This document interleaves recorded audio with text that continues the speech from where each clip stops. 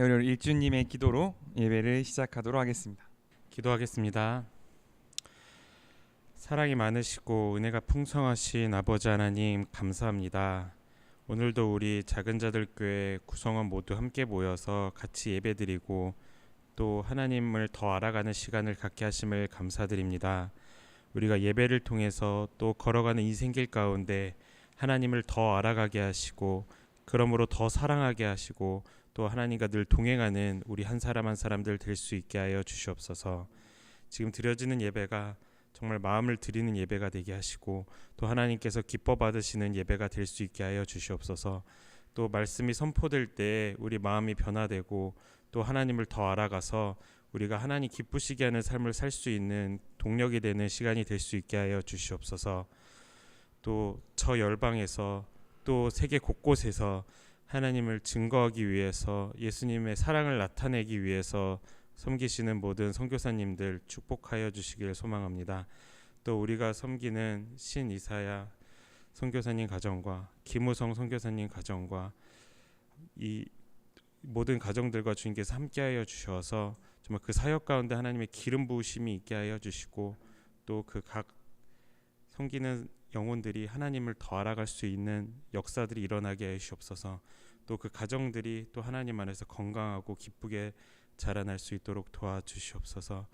또 부활절을 맞이하여 우리가 또 예수 그리스도의 부활하심을 또 기억합니다. 우리를 위해 죽으시고 또 우리를 위해 부활하신 그 예수님의 그 사랑과 또 하나님의 그 섭리를 우리가 기억하게 하여 주시고 또 우리가 그 부활의 그 참된 뜻을 마음에 담아 정말 하루하루를 정말 값지게 살아갈 수 있게 하여 주시옵소서. 감사합니다. 살아계신 우리 주 예수 그리스도의 이름으로 기도드립니다. 아멘. 네, 우리 오랜만에 만나 우리 교회 가족들 향해서 서로 함께 축복하면서 오늘 예배를 시작했으면 좋겠습니다. 한결같은 주의 사랑이 당신의 삶 속에 넘치길 원하네. 한량없는 주의 은혜가 당신의 삶 속에 넘쳐 흐르네. 한결같은 주의 사랑이 우리의 삶 속에 넘치길 원하네. 한량없는 주의 은혜가 우리의 삶 속에 넘쳐 흐르네. 다시 한번. 한결같은 주의 사랑이 우리의 교회에 넘치길 원하네. 한량없는 주의 은혜가 우리의 교회에 넘쳐 흐르네. 아멘. 우리 교회를 부르신 주님께 한번 영광의 박수를 드릴 수 있기를 원합니다. 아멘.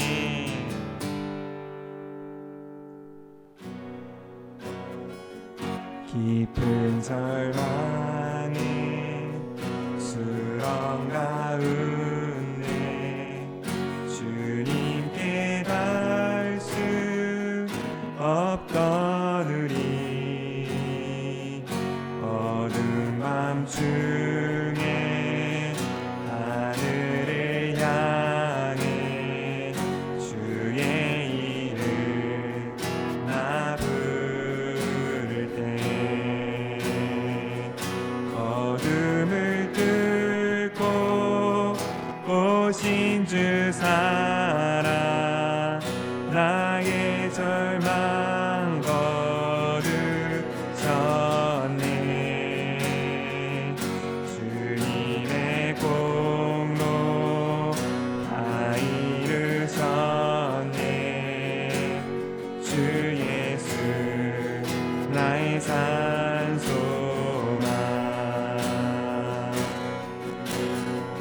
그 누가 주의 잔을 따라 한없는 은혜 증량할까.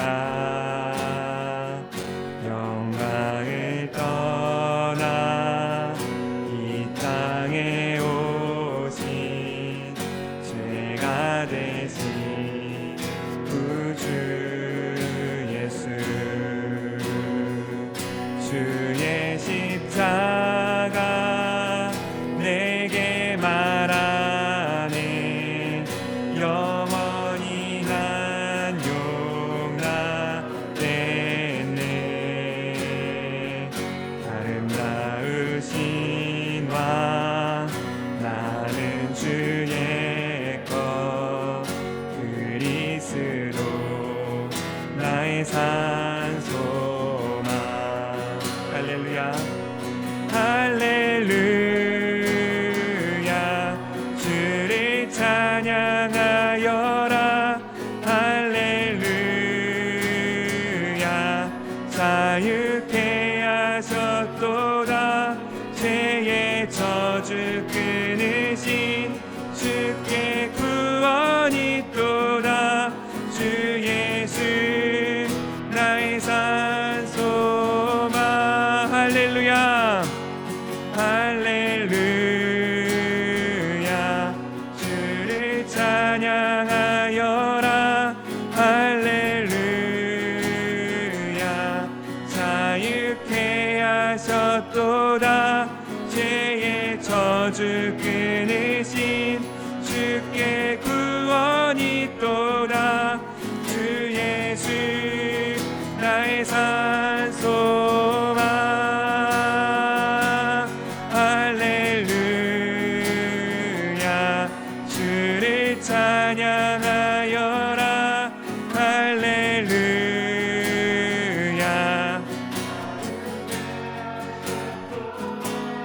죄의 저주 끊으신 주께 구원이 있도다 주 예수 나의 산소망 할렐루야 할렐루야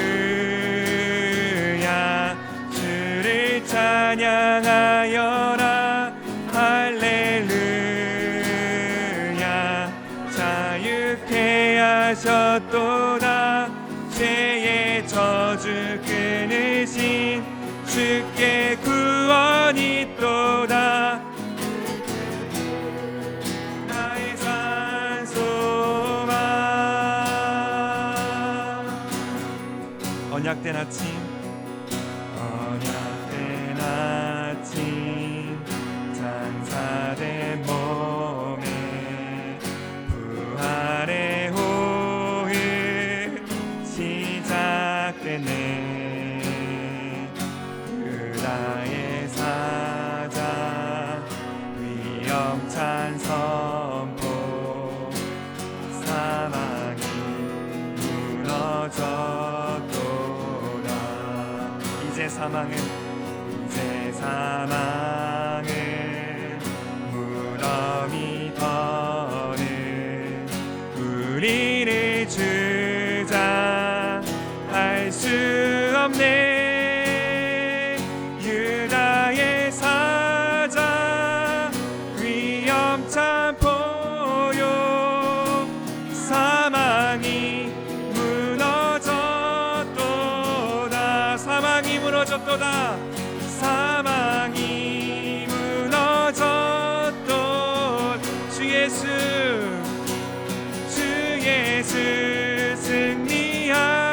승리하셨네 할렐루야 할렐루야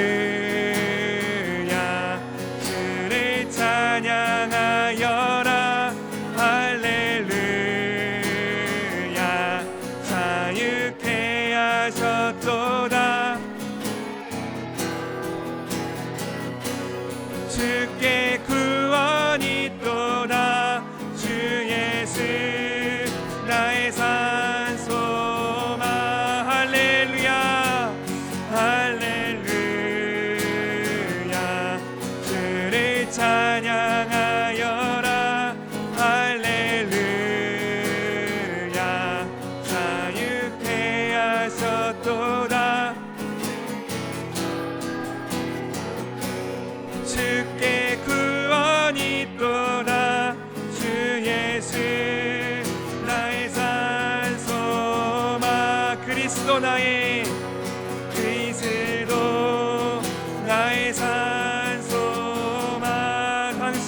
나의 당신은 나의 산 소망. 한 가지 기도할 때 부활하셔서 우리 가운데 영원히 함께 하시는 주님께 네가 영광의 찬양을 올려드릴 수 있게 원합니다. 나의 산 소망 되시며 나의 유일한 소망 되시며 내 삶에 합당하신 예수 그리스도께 다시 한번 무릎 꿇고 나아갈 수 있기를 원하오니 아버지 우리와 함께하여 주시옵소서. 모든 순간 모든 곳에서 아버지 내가 당신의 부활의 능력을 나타내는 거룩한 그 부활의 사도로 그 증언자로 살아갈 수 있도록 아버지 우리와 함께하여 주시옵소서. 주님의 그 선포와 위엄이 날마다 우리 삶 속에 가득하며 당신의 그 사랑과 소망의 날마다 우리 삶을 흘러 넘치게 하여 주시옵소서. 그 부활하신 주님께 우리의 소망을 올려드리며 함께 기도하며 주 앞에 나아가겠습니다. 하나님 감사합니다. 우리로 하여금 아버지의 마음을 알게 하시는 주님 감사합니다. 주여 우리가 온전히 주 앞에 나아갈 수 있기를 원하오니 우리가 온전히 아버지 마음 가운데 나아가게 하여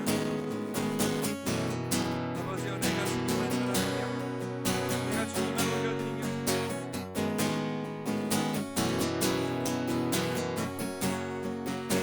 아버지의 온전히 당신 앞에 나아가게 하여 주옵소서. 기다려서 주님 우리가 온전히 아버지의 마음을 아버지의 뜻을 알며 그 가운데 나아가 하나님을 진정으로 찬양하며 예배할 수 있는 거룩한 주의 자녀가 될 수 있는 그 축복과 권세 아버지의 모든 것을 나의 질문을 들으신 주님 다시 한번 주 앞에 나아가서 거룩함으로 나아갈 우리가 될 수 있도록 하여 주시옵소서. 아버지여 아버지여 아버지의 마음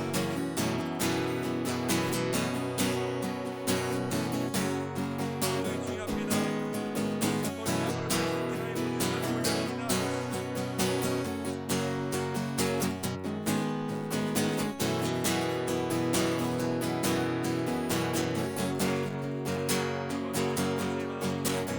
거룩함으로 주 앞에 나아가는 아버지를 사랑하는 주의 자녀 아버지 앞에 사랑하는 주의 자녀 되게 하여 주시옵소서. 우리의 소망 되시는 주 나의 모든 소망 되시는 주님 주님께 소망이 살아계신 주님께 우리의 모든 소망을 주옵시고 우리가 언제든지 예배하며 우리의 사랑 가운데 마음 속에서 당신을 찬양할 수 있을 줄 믿습니다. 하나님 우리 예배의 모습 우리의 구원의 모습이 되시는 당신을 예배하며 나아가오니 하나님 우리와 함께하여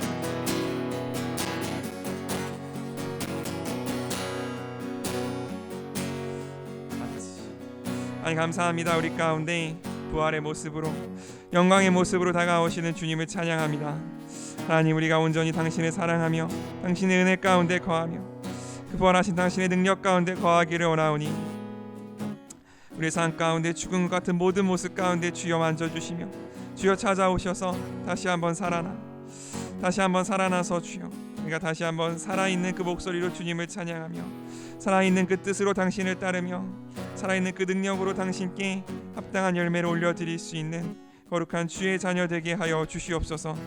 그렇게 우리의 삶을 다시 한번 찾아오시며 다시 한번 만지시며 다시 한번 내 삶 가운데 명령하실 예수 그리스도의 음성을 기대하며 사모하오니 아버지여 내가 날마다 당신 앞에 나아갈 때에 새로운 소망을 새로운 능력을 새로운 힘을 기대하며 그 가운데 온전히 당신의 찬양하는 우리 되게 하여 주시옵소서.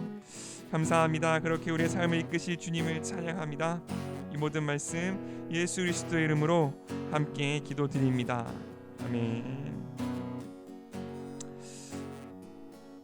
양옆에 한 번만 같이 인사했으면 좋겠습니다. 우리 주님 살아나셨습니다. 한번 같이 인사하기를 원합니다. 고린도전서입니다. 15장 12절에서 우리 20절까지 읽을게요. 20절까지 읽겠습니다. 한 절씩 읽도록 하겠습니다. 그리스도께서 죽은 사람 가운데서 다시 살아나셨다고 전파되었는데 어째서 여러분 가운데는 죽은 사람의 부활이 없다고 하는 사람이 있습니까? 만약 죽은 사람의 부활이 없다면 그리스도께서도 다시 살아나지 못하셨을 것입니다. 만일 그리스도께서 다시 살아나지 못하셨다면 우리의 전도와 여러분의 믿음은 헛되고 맙니다. 더구나 하나님이 그리스도를 다시 살리셨다고 우리가 증거했기 때문에 우리는 하나님의 거짓 증인이 될 것입니다. 죽은 사람이 다시 살아나지 못한다면 하나님이 그리스도를 다시 살리지 않으셨을 만일 죽은 사람이 다시 살아나지 못한다면 그리스도도 다시 살아나지 못하셨을 것이며 또 그리스도께서 다시 살아나지 못하셨다면 여러분의 믿음도 헛되고 여러분은 여전히 죄 가운데 있을 것이며 그리스도 안에서 죽은 사람들도 망했을 것입니다. 만일 우리가 그리스도 안에서 바라는 것이 이 세상뿐이라면 우리는 그 누구보다도 불쌍한 사람들입니다. 20절까지 읽겠습니다. 그러나 그리스도께서는 죽었다가 다시 살아나 죽은 사람들의 첫 열매가 되셨습니다. 아멘. 이 고린도전서 15장, 특히 15장은 부활에 관한 장입니다. 우리가 부활에 대해서 알고 싶을 때 가장 먼저 펼쳐보아야 할 것이 이 고린도전서 15장이라고 할 수 있습니다. 그래서 우리가 한번 아직 안 덮으셨죠? 그죠? 우리 3절을 3, 4절을 한번 같이 읽겠습니다. 3, 4절 15장 3, 4절 시작. 나는 내가 받은 가장 중요한 것을 여러분에게 전하였습니다. 그것은 그리스도께서 성경 말씀대로 우리 죄를 위하여 죽으시고 무덤에 묻히셨다가 3일 만에 다시 살아나셨다는 것입니다. 라고 되어 있습니다.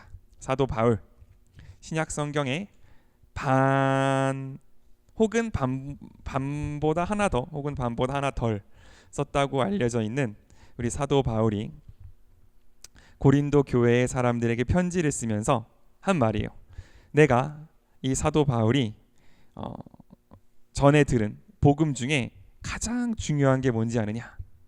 가장 중요한 건 뭐냐면 그것은 그리스도께서 성경의 말씀대로 우리 죄를 위하여 죽으시고 그리고 무덤에 묻히셨다가 3일 만에 다시 살아나셨다는 사실이다 라고 사도 바울은 이야기해 주고 있는 거죠. 즉 우리가 무엇을 믿습니까? 라고 우리가 무엇을 믿습니까? 라고 사람들이 질문을 해올 때 우리는 주로 뭐라고 말하면 나는 예수님을 믿습니다 라고 이야기를 해요. 그럼 예수님의 무엇에 대해서 예수님의 어떤 것을 믿느냐, 왜 그분이 그렇게 특별하냐고 물어본다면 우리는 거기에 대해서 대답을 해줄 수 있어야 한다는 거죠. 그래서 이게 예전부터 굉장히 사람들에게 있어서 많이 뭐랄까요, 논쟁도 되고 논의도 됐던 부분들입니다.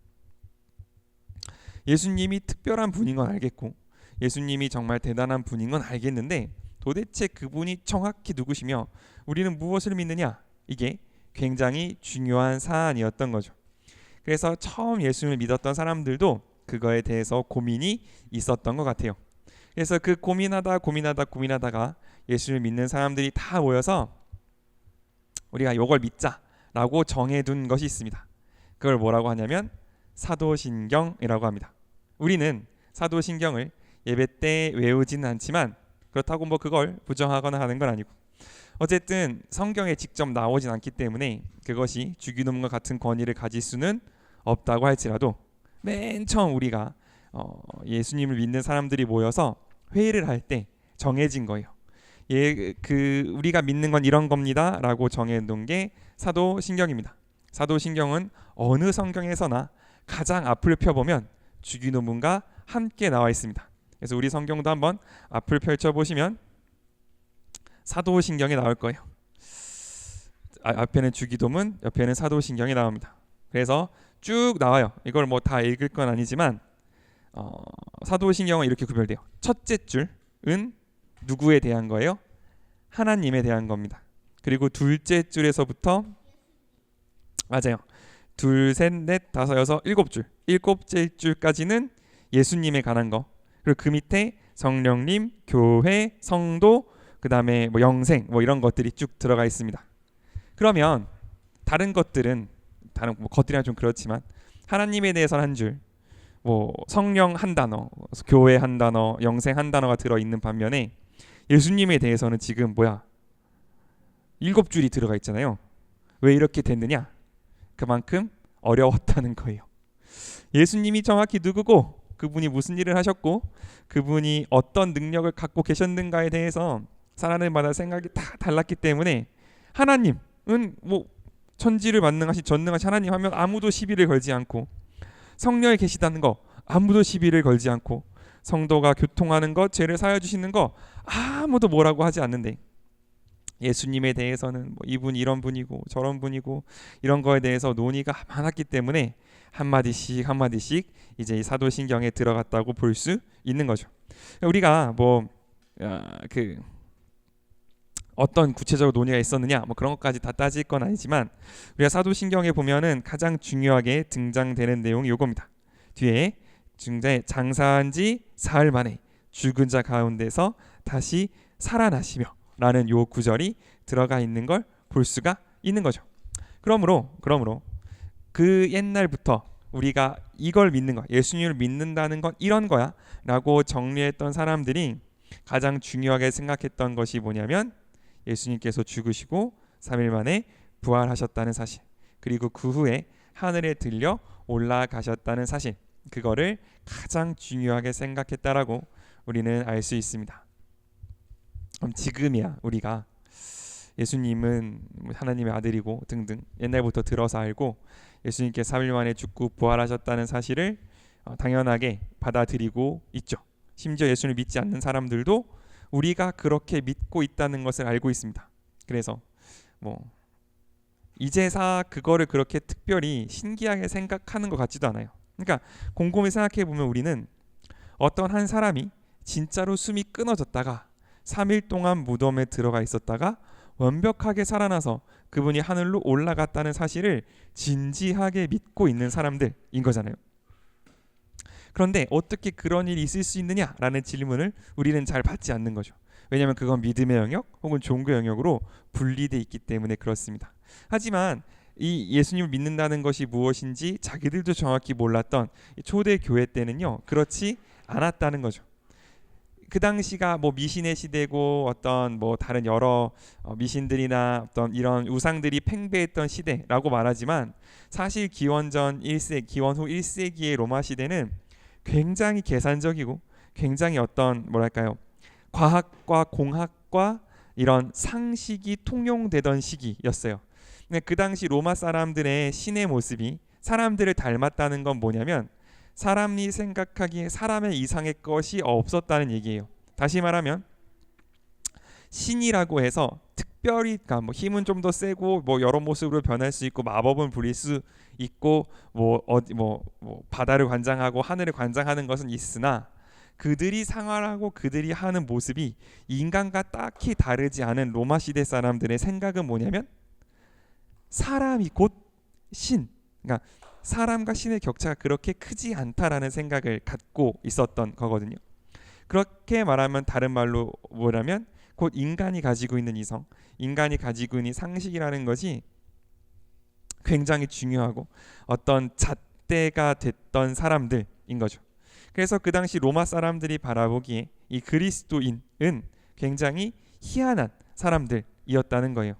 그래서 그 당시 예루살렘을 통치하던 어떤 지도자가 로마로 편지를 보낸 적이 있습니다. 편지를 보냈는데 이렇게 적어서 보냈어요.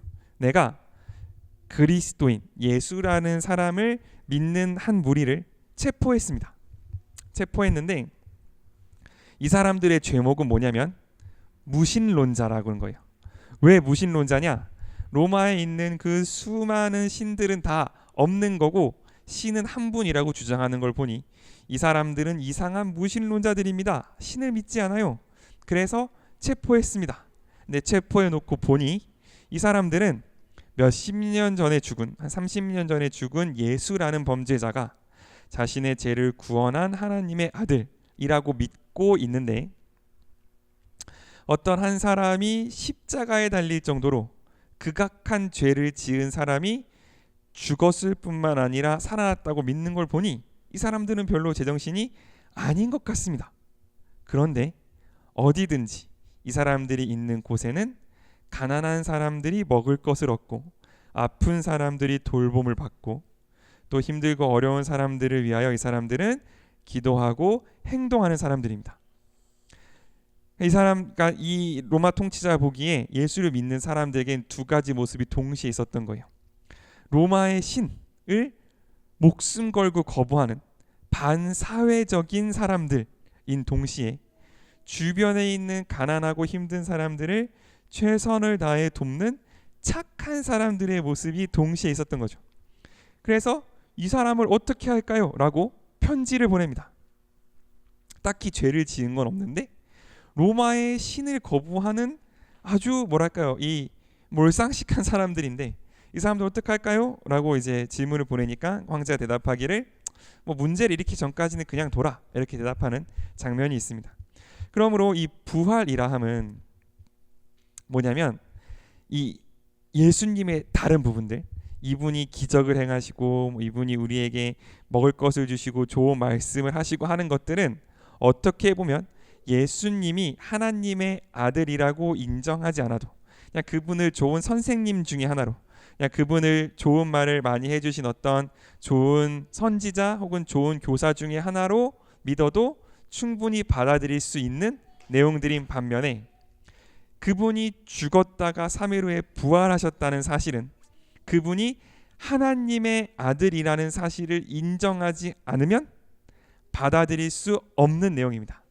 그렇기 때문에 이게 가장 거치는 돌이었었고, 그렇기 때문에 이것이 가장 중요한 예수님을 믿는 근거가 되는, 예수님을 믿는 어떤 뭐랄까, 믿는 사람과 믿지 않는 사람을 가르는 가장 중요한 이 표지가 된 게 바로 이 부활의 사건이라는 거죠. 왜냐하면 만약 예수님께 이 부활의 사건이 없었다, 이 부활의 사건이 없다, 예수님이 그냥 십자가에서 돌아가셨다라고 한다면 그분은 그냥 신기한 일을 많이 한 사람이었을 뿐이에요.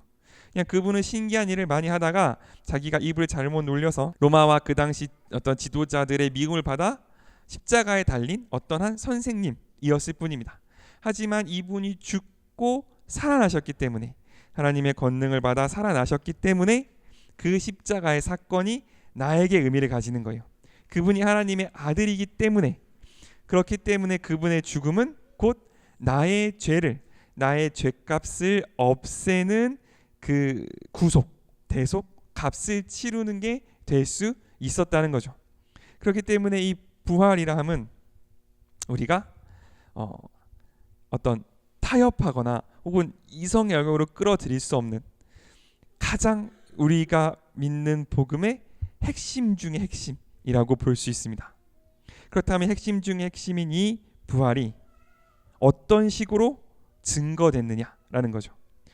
제가 처음에도 말씀드렸지만 지금에야 사람들이 그래, 기독교라는 종교는 예수님이 죽었다가 살았다가 믿는 종교지라고 생각해서 아무도 우리에게 시비를 걸지 않지만, 이 복음이 처음 전파될 때만 해도 처음 들었을 거잖아요. 이 사람들이 이 사람들은 진짜 이상한 사람들이네. 어떤 30세 33세의 젊은 청년이 죽은 거를 슬퍼하는 것도 이상한데 그 사람이 3일 있다가 살아났다고 진지하게 믿는 이 사람들에 대해서 이 사람들은 물어볼 거란 거죠. 야, 넌 그 말을 진짜 믿냐?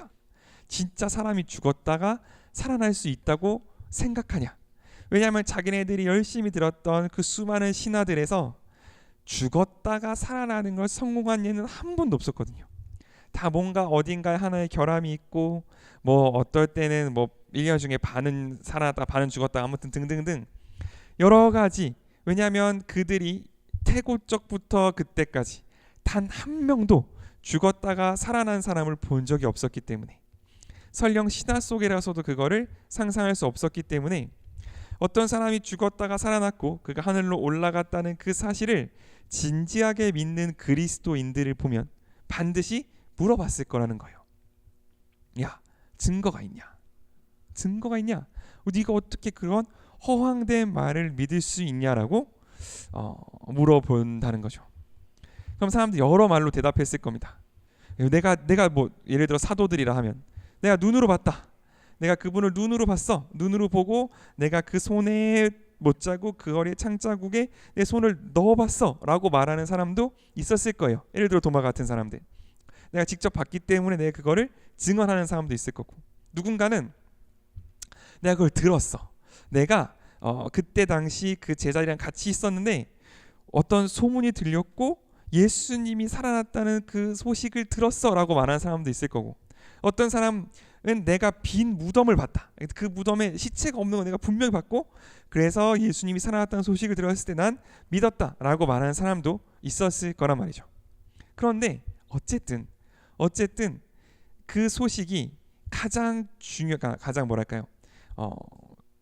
직접적으로라 그래야 되나? 가장 편하게 증명될 수 있는 사실은 뭐냐면, 누군가 예수님이 살아나는 걸 낫다는 사실을 의심할 때마다 예수님이 그 앞에 나타나셔서 보여주시면 가장 깔끔하게 모든 문제가 해결되겠죠.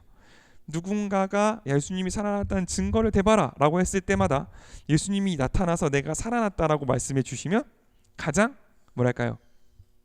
의심의 여지 없이 그 일이 해결이 될 텐데, 예수님은 어떻게 하셨냐면, 너희는 가서 모든 민족으로 제자를 삼아 아버지와 아들과 성령 이름으로 세례를 주고 내가 분부한 것을 가르쳐 지키게 하라라고 말씀하시고 하늘로 올라가 버리셨단 말이에요.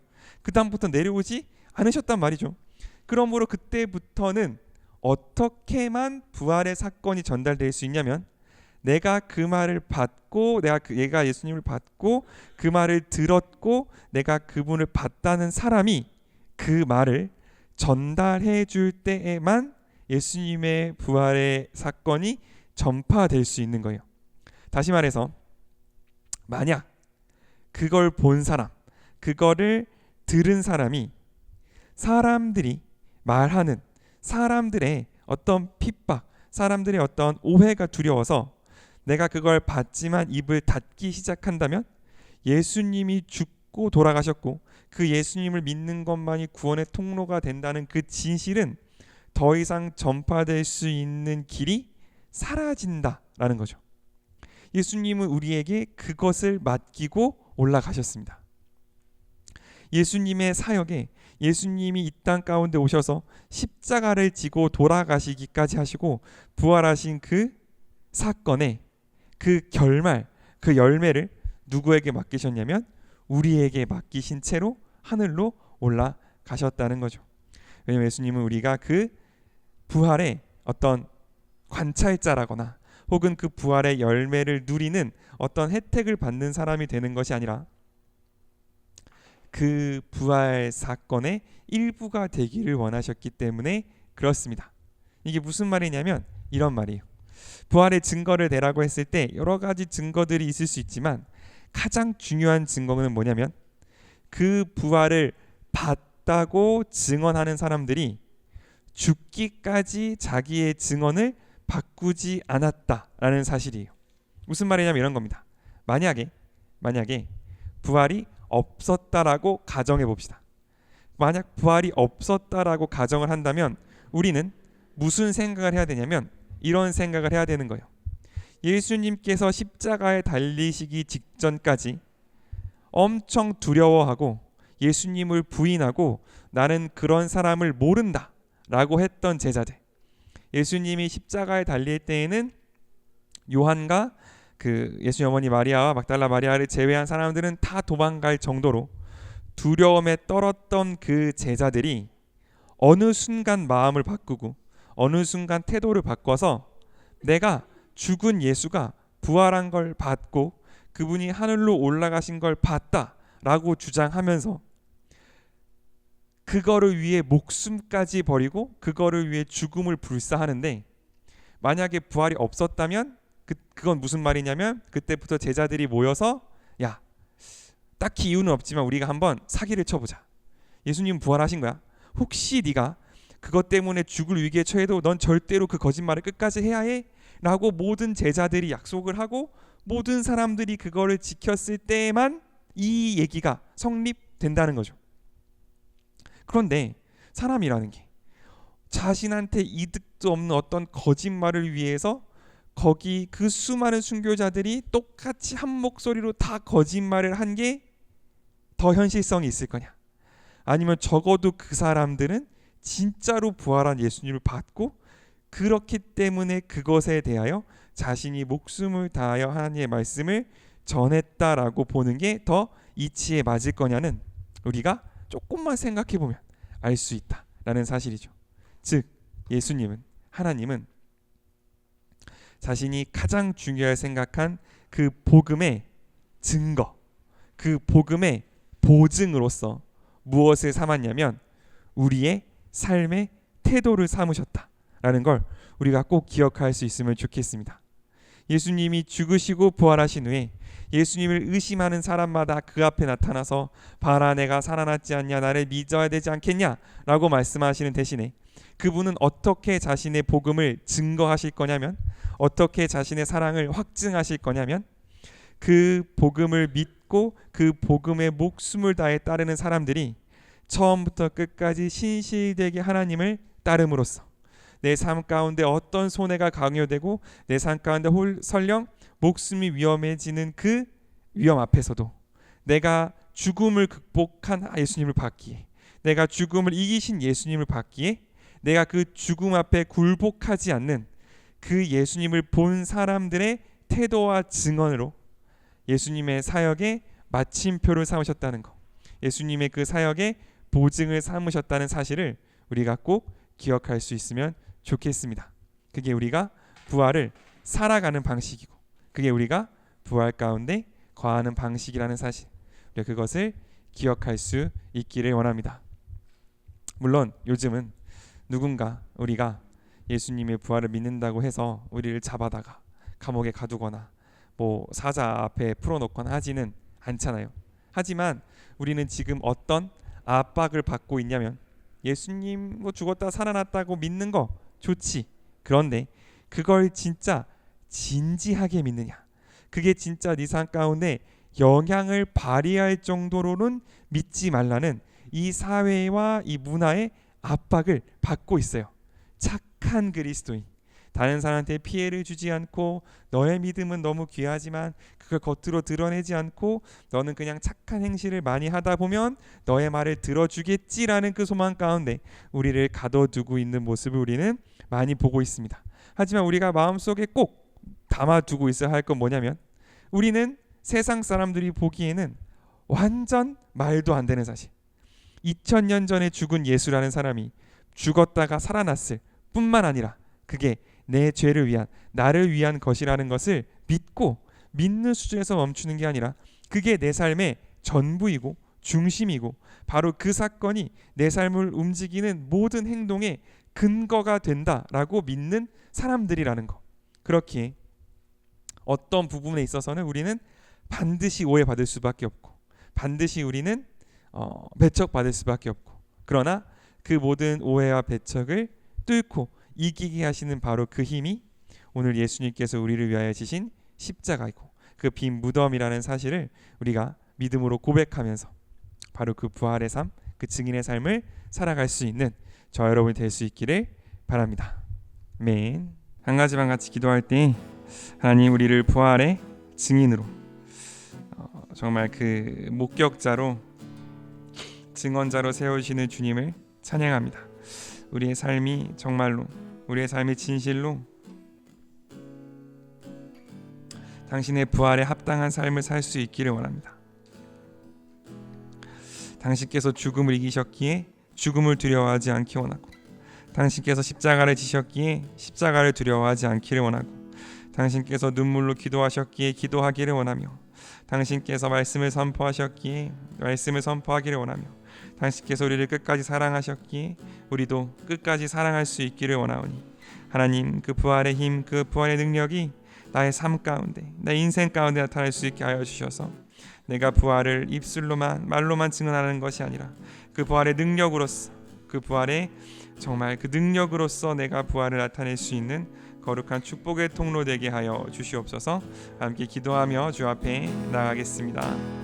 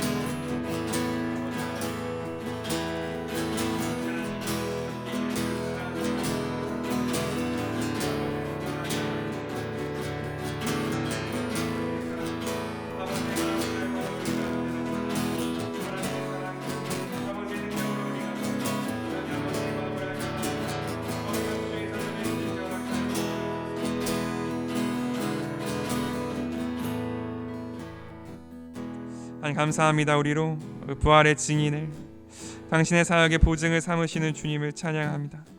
아버지, 우리가 나의 삶으로, 나의 입술로, 나의 모든 것을 다하여 그 부활의 삶을 살아낼 수 있기를 원합니다. 당신께서 죽음을 이기셨기에 우리도 죽음을 두려워하지 않게 하여 주십시오. 당신께서 십자가를 지었기에 나도 십자가를 질 수 있게 허락하여 주시고, 당신께서 아픈 자를 돌보셨기에 우리도 아픈 자의 손을 얹어 기도하게 하시며, 당신께서 끝까지 사랑하셨기에 우리도 모든 자를 끝까지 사랑할 수 있게 허락하여 주시옵소서. 부족할 때마다, 어려울 때마다 주여 성령으로 함께 하시는 주님, 우리로 부활 증인 삼으시려고 우리에게 성령을 보내주신 주를 믿사오니, 하나님, 우리가 날마다 주님께서 주시는 힘을 덧입어 살아갈 때에 그 부활의 삶에, 다시 새라난 천국의 삶에 합당한 거룩한 주의 자녀 될 수 있게 허락하여 주시옵소서. 여호와는 내게 복을 주시고 너를 지키시기를 원하며, 여호와는 그 얼굴을 내게로 향하여 드사 은혜 베푸시기를 원하며, 여호와는 그 얼굴을 내게로 향하여 드사 평강 주시기를 원하노라. 아멘.